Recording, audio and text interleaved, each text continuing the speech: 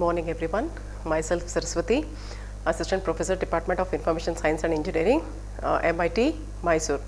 Today I will be continuing with the second module, that is controlling, which is the last topic of this module number 2.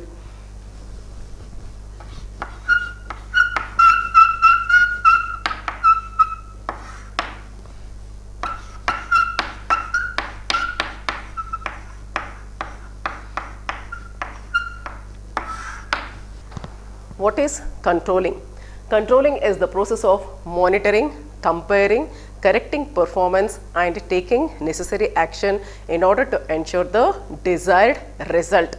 So here in every organization, controlling is a method where they are going to make use of this in order to monitor the actual performance where they are carrying out the different tasks.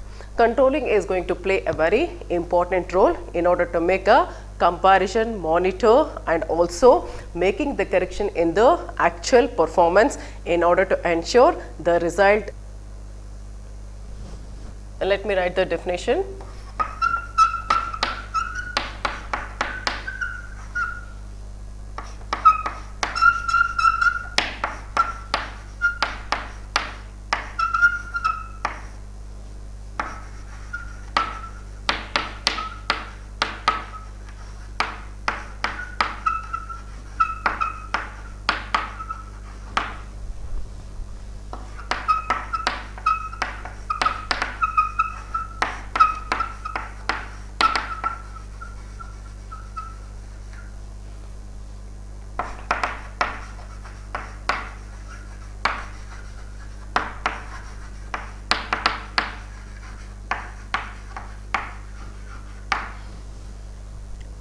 In each and every organization, initially they are going to set the standard. So once this standard has been set, so they are going to compare the actual performance with the standard. Henceforth, we can say that it is the process of monitoring, comparing, correcting performance and also here they are going to ensure the desired result. This is the basic definition of controlling. Let us move on to the next topic, that is steps in controlling.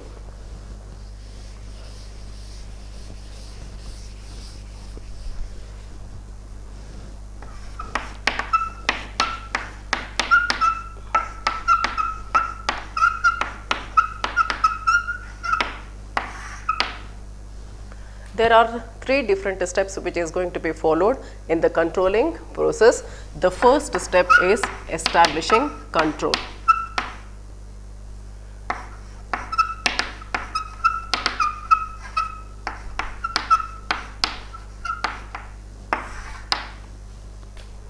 Initially, any organization is going to set the standards.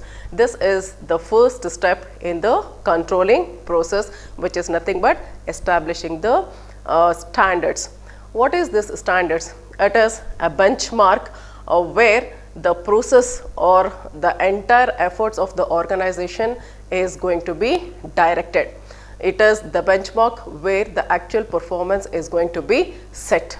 This is the basic definition that we have to learn about the establishing standard. So once the standard has been set here, the actual performance of the work is going to be compared with the standard set. While setting up the standard, they can set the standard in 2 different ways. One is quantitative standards and another one is qualitative standards. Let us have a look into the difference between the qualitative and quantitative standards.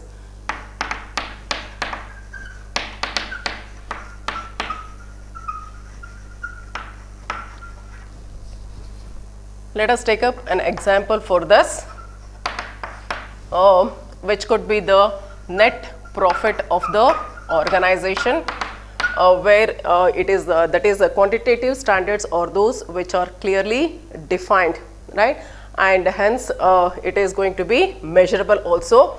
Net profit of the organization can be easily measured. Let us take up some more examples. Units of product that is going to be produced by the organization and sold. So this is also can be measured. So henceforth, this is one of the example we can consider under the quantitative standards. And time which has been spent while performing a task can also be measurable. So henceforth, this can also be taken as one of the example. The number of products which the company wants to produce and the cost it is going to use for each and every product which is going to be sold in the organization. So these are some of the examples that we can take under the quantitative standards. And the next one is qualitative standards.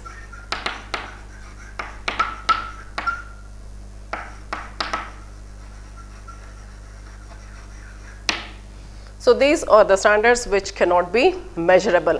When we are going to take up some of the qualitative standards, we can say that improving the motivational level of the employees within the organization, it cannot be measured. So this is one of the example, simplest example which we can consider, that is improving motivational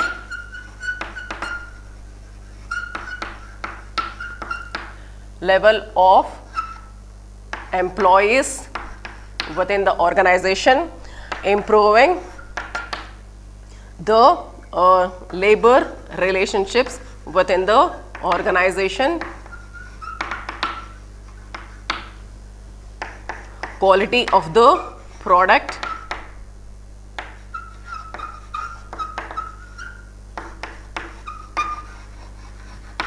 goodwill of the organization, and so on, or some of the examples under qualitative standards.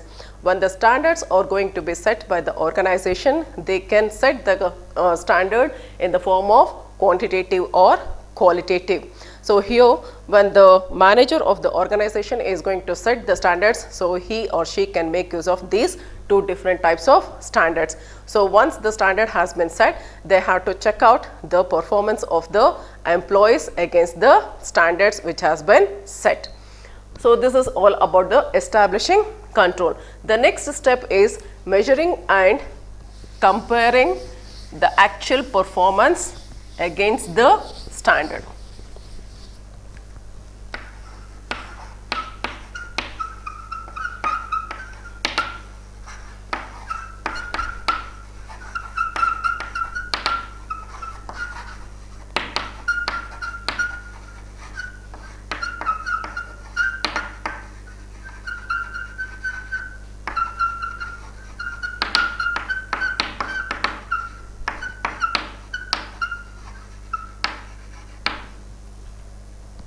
So here, once the standard has been set, so here they have to measure the actual performance with the standard set.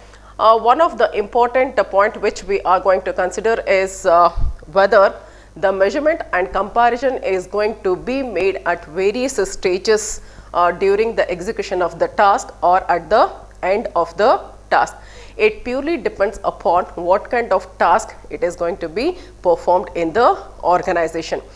It all does matter related with the task they are going to carry out within the organization. Here, what is this measuring and comparing the actual performance? Establishing control. Let us take one simple example for establishing control and measuring and comparing the actual performance against the standard. In order to establish the control, we can say that a marketing department wants to make a sale of 5,000 products, say for example, product X, sales of 5,000 product X. They want to make a sales of product X of 5,000 units within 1 year, right? So that is nothing but establishing the standard by the marketing department within the organization. If it is possible for the organization in order to make a sales of only 2,000 units of product X, right? So this is the actual performance of the organization. we are going to measure the 2000 units sold by the organization of product X is going to be compared with the set standard, right. So, that is how we can take up a simple example for both of this. And the last point is taking corrective action.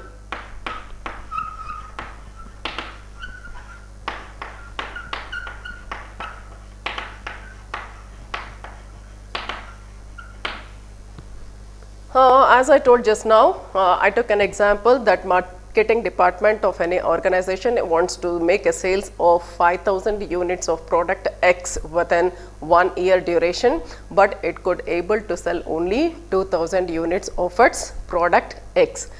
Then what is this taking corrective action is all about? When the actual performance is going to get compared with that of the standard set, that is 500 units of sales.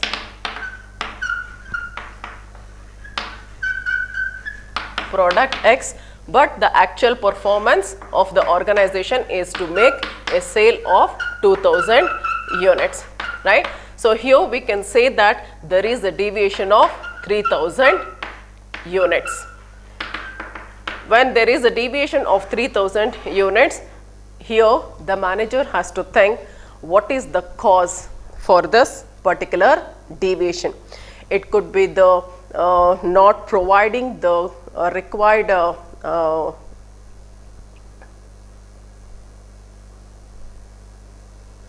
training. If the required training is not provided by the organization to the employees, it could be one of the reason. Or if the machinery or the equipment which they are using is out of date, then it could also be considered as one of the reason. And if the payment which is going to be received by the employees is not up to their expectation, then it could also be considered as one of the reason.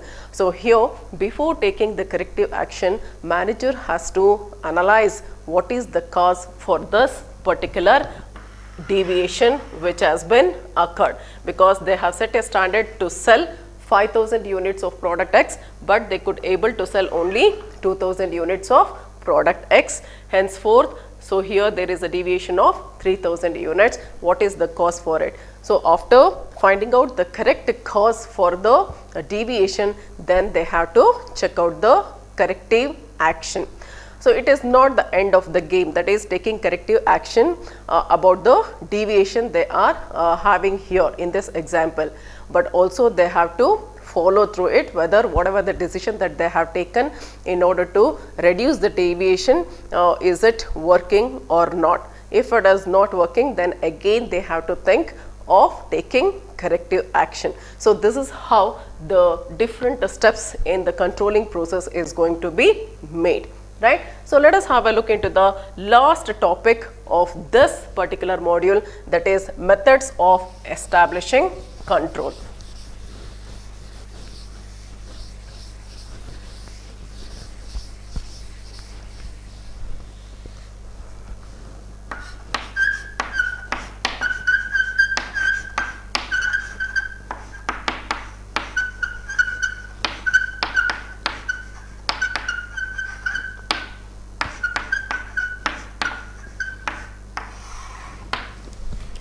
Here we are going to consider 10 different steps. In that, let us have a look into the first one, that is direct supervision and observation.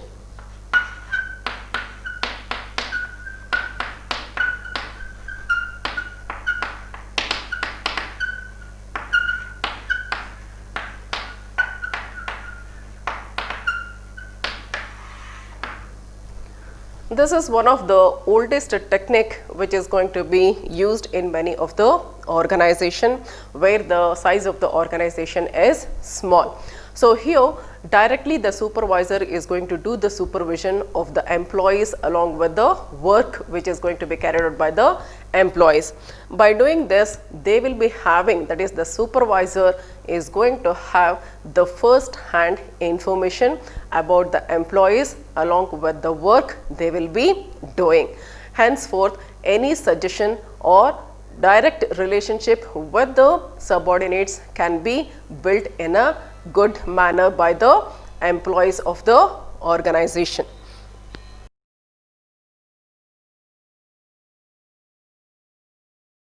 Henceforth, we can say that this kind of direct supervision and observation can be used in small organization. Let us have a look into the next one.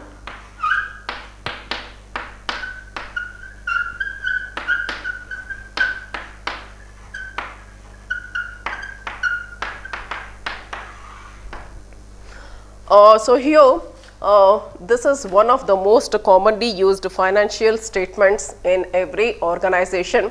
So here different types of financial statements is going to be used by the organization, which includes the balance sheets,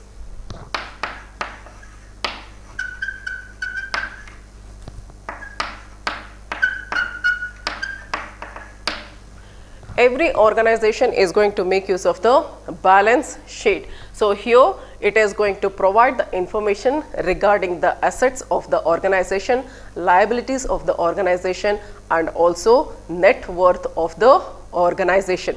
The financial statements also includes profit and loss accounts.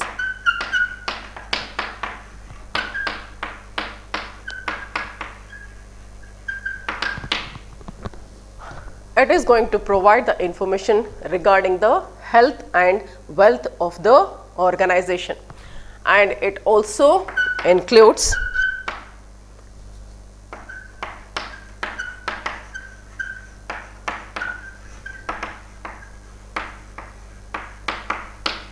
cash flow statements. So this particular cash flow statement shows how the organization is going to make use of the cash or funds. Then it also includes the statements of sources,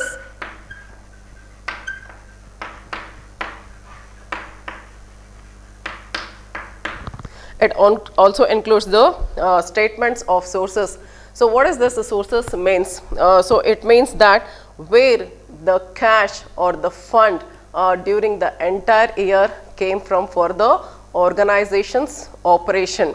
So whether they have obtained the source from doing different types of operations within the organization, or by reducing some of the accounts, or they might have received whatever the receivables they have to have within the organization. So from where the amount has been obtained, or it has been received by the organization in order to carry out its operation.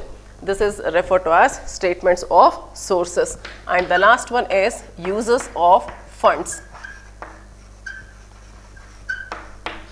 So this is related with how the organization is going to make use of the funds. Whether it is going to invest the money or the funds in order to purchase any equipment, or in order to develop the plant if it is a production company, or if it wants to purchase any kind of equipments or the machines, or if it wants to make the payment of dividends and so on, or some of the examples which we can consider under the uses of funds. So here the complete financial statements is going to be maintained by each and every organization. So some of the important financial statements which the organization is going to have includes the balance sheet, which is going to provide the information related with the assets, liabilities and net worth of the organization, profit and loss accounts, which is going to specify the health and wealth of the organization, cash flow statements. So here how the funds or the cash are going to be used within the organization and for what purpose. Next is statements of sources, from where it has generated the money or the funds in order to run or in order to perform the operations in a day-to-day basis. And the last one is where and all those funds are going to be utilized, whether they have used in order to purchase a particular equipment, or in order to purchase a machinery, or to build a plant, or to purchase a land and so on, or some of the example. Let us move on to the next one, that is nothing but the budgetary control, or you can also call it as budget.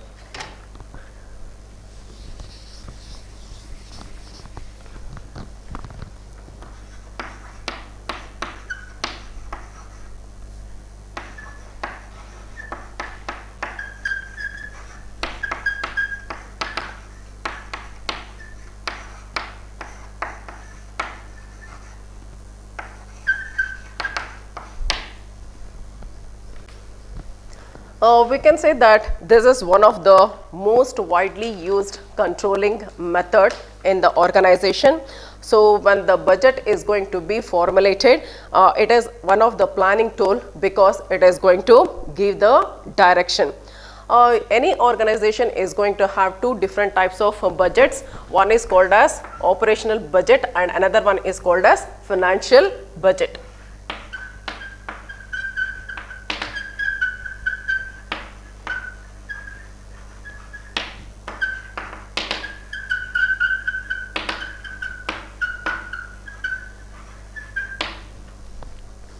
So what is this operating budget is all about? It is nothing but it is going to show how much of goods and services are going to be utilized by the organization for one whole budgetary period. So this is regarding or this is related with the operating budgets. When it comes to financial budgets, it is going to give the information regarding the money the organization is going to spend in the same period and where this money is going to come from for the organization. So in order to know about that, financial budget is going to be used in the organization.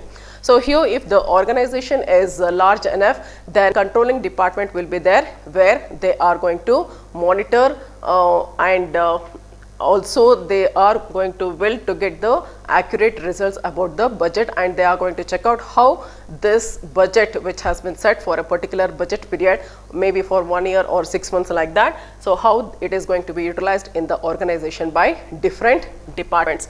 If it is a small organization, then owner of the organization or the manager of the organization or auditor from outside the organization may check out the budget usage within the organization. So this is how the budgetary controls or the budgets is going to be carried out within the organization. So let us move on to the next one called as break-even analysis.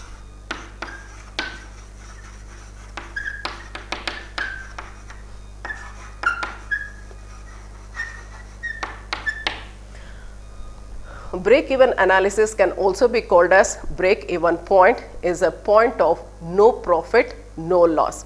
Let us assume that if the organization is doing a manufacturing of some product Z, so if they want to make a sales of 500 automobiles within 1 month, so this is going to be called as the standard which is going to be set by the organization. Any sales about 500 automobiles, or we can take as in 500 cars, any sales above 500 is going to be considered as the profit for the organization. Any sales below that standard is going to be considered as loss for the organization. So this is the break-even analysis. Then the next one is return on investment.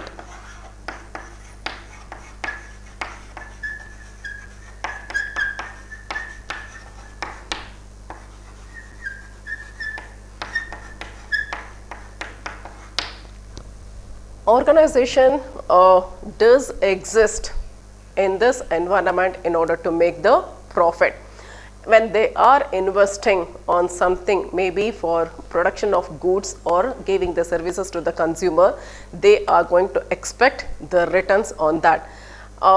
Whatever the investment that has been made by the organization, if it is possible for them to get the complete returns of the investment along with the profit, then they will be happy and they are going to find out the alternatives where they can serve the consumer, right? So if only 10% of returns they have got, it means 10% of profit on investment they might have obtained is what we are going to say. If 10% of profit has been obtained by the organization, they have to think, so where and all they have to improve in order to get more profit for whatever the investment they are going to make. So this is all about return on investment. Next is management by objectives.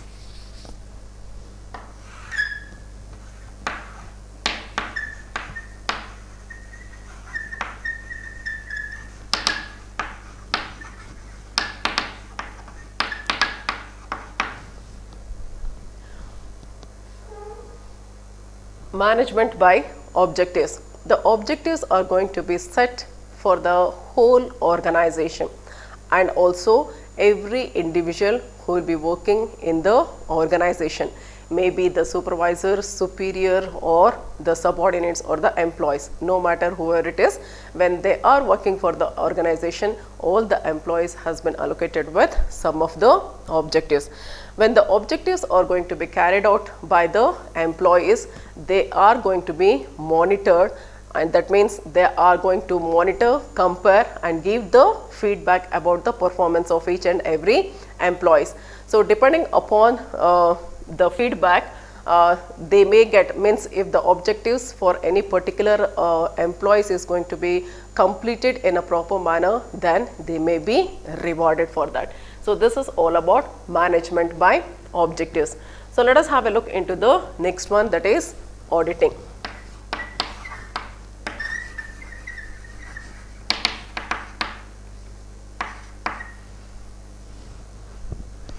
Audits. So it is one of the usual way. Auditing is one of the method which is going to be used in each and every organization in order to check out the fairness of financial statements, and also it is going to provide the basis for the management to take up the decision. Here we can say that there are two different types of auditing which is going to be undertaken by each every organization. So we can categorize it into external auditing and internal auditing.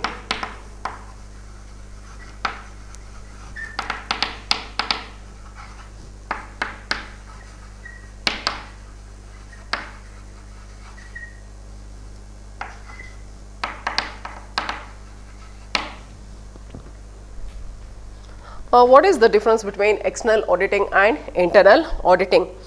External auditing is about systematically checking out the financial statements about the fraudulent in the organization. So the traditional external auditing is going to involve verification of financial statements within the organization along with the financial accounts. Here the assets and liabilities of the organization are also going to be verified. Financial reports are going to be checked out for its completeness as well as accuracy, right? So when this type of external auditing has been done within the organization, it is going to help the people who are outside the organization in order to think about, or in order to have an opinion about the organization, that is, they have been assured with the accurate financial statement regarding the organization. So this type of assurance is going to be obtained for the people who will be outside the organization, maybe the bankers or the potential investors who is going to do the investment for the organization in order to carry out a specific business or the task. When it comes to internal auditing, so here the objective or the main objective of internal auditing is to ensure that the organization's assets are being properly safeguarded, and also whatever the financial records which is going to be maintained by each and every department in the organization are reliable and accurate enough for the preparation of financial statements. So the aim of internal auditing is to control the cost, inefficiency and also the wastage of resources and the efforts of the employees within the organization. For this particular purpose, auditing is going to be carried out in almost all the organization, or in almost every organization, we can say. Moving further, we are going to have the next one as management information system.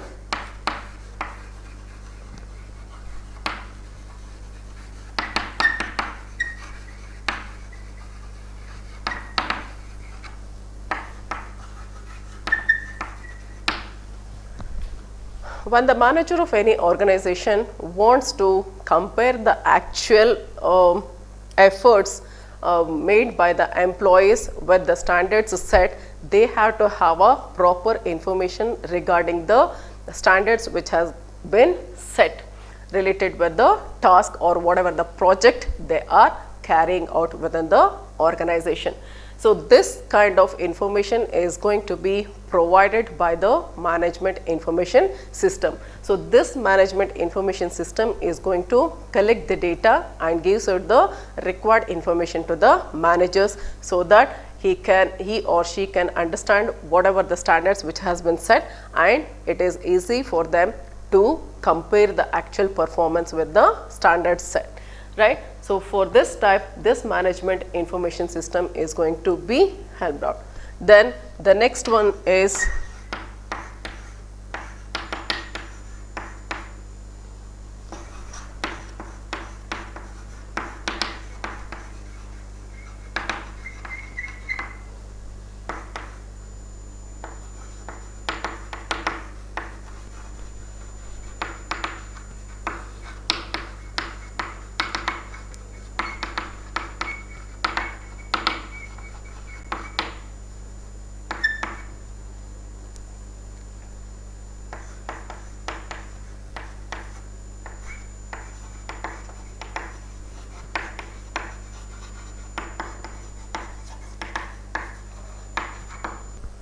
CPM and PERT techniques.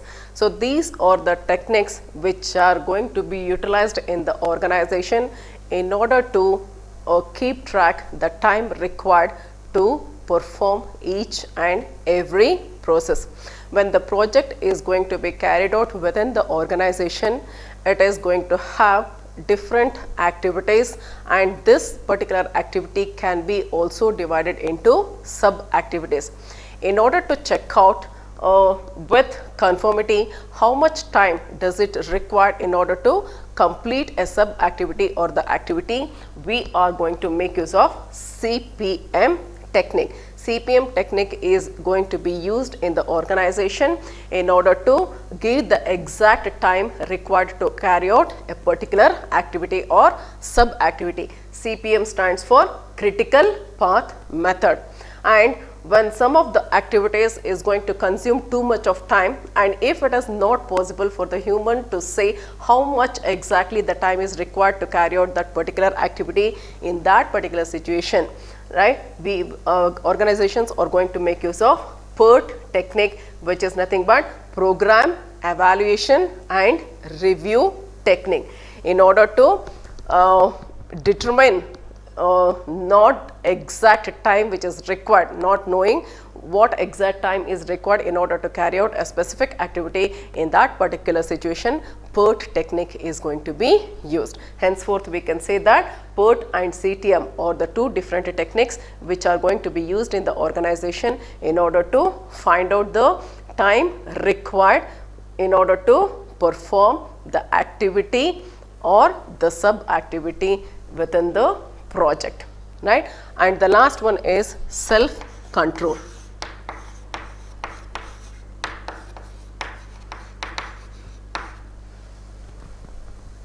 What is this self control is all about?